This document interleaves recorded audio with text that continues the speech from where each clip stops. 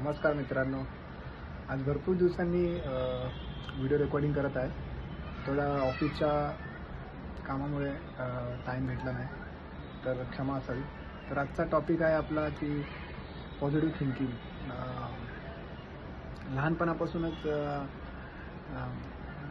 म्हणजे positive thinking, positive विचार म्हणजे सतत चांगले विचार करणं, चांगलं बोलणं, ह्या गोष्टी करत आलो, ऐकत आलो, शिकत आलो.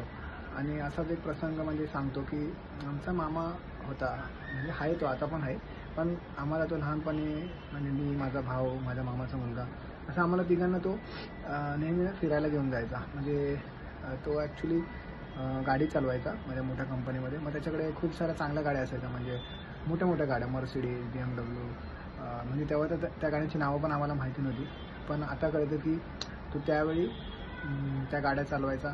आणि मग कसं असायचं की ऑफिस झालं की म्हणजे एक शनिवार किंवा फ्रायडेच्या दिवशी, म्हणजे एक विकेंडला तो आम्हाला, जसं आपण सुट्ट्यांमध्ये कसं मामाच्या घरी जातो किंवा काकाच्या घरी जातो आहे ना, तसं आम्ही जेव्हा पण सुट्टीवर जायचो तसं तो आम्हाला फिरायला न्यायचा. आणि मग तेव्हापासून असं सारखं वाटायचं की यार आपल्याकडे कधी अशी गाडी येणार, किंवा मग तेव्हापासून थोडी ना माइंडसेट थोडं चेंज होत गेलं की यार आपला मामा अशा गाडी चालवू शकतो, तो काम करतो तिथे, पण मग अशी गाडी आपण विकत घेतली तर, किंवा आपण पण असं घेऊ शकतो ना, असा विचार लहानपणापासून सतत माइंडमध्ये होता. आणि तसेच विचार आपण करत गेलो.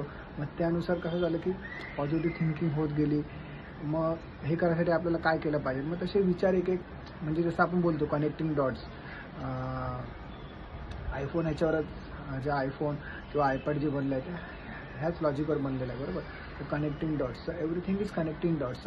जसा तुम्ही विचार करता तसाच तुमचा पुढचा विचार, मग त्याच्या पुढचा विचार, म्हणजे हा एक धागा आहे. आणि त्या धाग्याची गाठी जशा तुम्ही सोडत जातात तसे मग ते दोन्ही ठिकाणी ॲप्लिकेबल होतं. जसं चांगले विचार करताना पण आणि वाईट विचार करताना. जसं एखादा वाईट विचार कराल तुम्ही, एक्झाम्पल की सकाळी लवकर उठायचं आहे 4 वाजता, पण मग असंच तुमच्या मनात निगेटिव्ह विचार आला की अरे मला तर ठीक वाटत नाही, माझी झोपच पूर्ण होत नाही, तर तुम्ही नक्कीच 4 वाजता उठणार नाही. पण हेच जर तुम्ही पॉझिटिव्ह विचार केला की हां, मला उद्या 4 वाजता उठायचंच आहे आणि काही झालं तरी मी उठणारच, मी खूप फिट आहे, मी स्वस्थ आहे आणि मी कमी झोपलो तरी मला चांगलंच वाटतं, तर मग लक्षात ठेवा नक्की.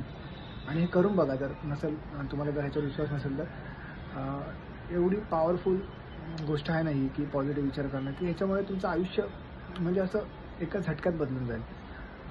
तर सांगण्याचं तात्पर्य तर हेच आहे की पॉझिटिव्ह विचार, चांगलं बोला, चांगलं ऐका आणि चांगलं बघा, है ना, गांधीजींचे 3 वाक्य. तर हे करा. आणि ह्या गोष्टीचा खूप फायदा झाला मला. खूप काय टॅलेंटेड नव्हतो मी, म्हणजे असं काय बोर्डात येणारा मुलगा नव्हतो की 90-95% पडले आणि मग खूप काही गोष्टी केल्या. एक साधा सरळ माणूस. खरं तर सांगायचं तर असं होतं की 8वीपर्यंत तर मी म्हणजे लिटरली 1 ते 2 विषयात नापास व्हायचं. फक्त परीक्षा असली की आदल्या दिवशी अभ्यास करा, पास व्हा तात्पुरता, आणि पुढच्या शाळेत, पुढच्या वर्गामध्ये आपण ढकलले जायचो. पण मग हळूहळू नंतर कळायला लागलं की ज्या ज्या गोष्टी आपण करू आणि ज्या ज्या चांगल्या गोष्टी करत राहू, म्हणजे त्याचे रिझल्ट्स काय येतील ते माहिती नाहीत, पण आपलं फक्त चांगलं द्यायचं आहे. तर मग त्याच विचाराने पुढे होत गेलो. वडील वारले वयाच्या 12व्या वर्षी, पण थोडं वाईट वाटलं, डगमगलो, पण मग परत तो प्रवास चालू केला. आणि हे चांगलं करत करत आज खूप काही गोष्टी मिळवल्या. हां, थोडं जर मार्गदर्शन तेव्हा चांगलं भेटलं असतं तर अजून खूप काही मिळवलं असतं. पण ठीक आहे की कधी खंत नसावी कुठल्या गोष्टीची. जे पण केलं ते चांगल्या प्रकारे केलं, चांगल्या विचारांनी केलं, आणि त्यामुळे चांगल्या गोष्टी होत गेल्या. तर सांगण्याचं तात्पर्य हेच की चांगले विचार करा, चांगल्या गोष्टी करा, चांगलं बोला, आणि सगळ्यांना सोबत घेऊन चला. आणि बघा, आयुष्यामध्ये खूप प्रगती होईल तुम्हाला, खूप म्हणजे. आणि जर कोणाला मदत करायची झाली तर नक्कीच मदत करा. पण जर पैशाची मदत नाही जमली तर ॲटलिस्ट तुमचा टाईम त्याला द्या.